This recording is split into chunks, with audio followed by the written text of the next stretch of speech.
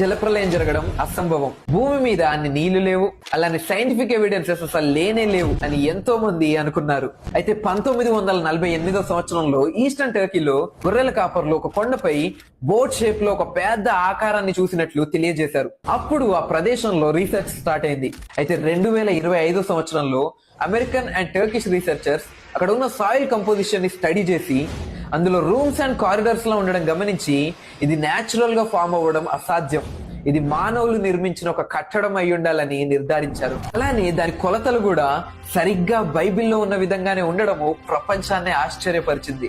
ఆ ప్రదేశంలో దొరికిన మట్టి పాత్రలు కూడా సుమారు 5,000 సంవత్సరాల క్రితం నాటివి, అంటే క్యాల్కలిథిక్ పీరియడ్ నాటివని తెలియజేశారు. అలానే ఇంకా ఎన్నో రీసెర్చెస్ లో పర్వతాల పైన కూడా సముద్రపు జీవుల ఫాజిల్స్ అంటే అవశేషాలు ఉండడం చూసి ఒకప్పుడు పర్వతాలన్నిటినీ సముద్రపు నీరు కప్పివేసినట్లుగా ప్రూవ్ చేశారు. ఆఖరికి ప్రపంచంలోనే పెద్దదైన మౌంట్ ఎవరెస్ట్ ని కూడా ఒకప్పుడు నీరు ముంచివేసినట్లుగా తెలియజేశారు.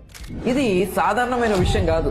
మౌంట్ ఎవరెస్ట్ కాకుండా ఇంకేదైనా మౌంటైన్ పేరు మీకు తెలిసినట్లయితే కమెంట్స్ లో తెలియజేయండి. షేర్ చేసి వారిని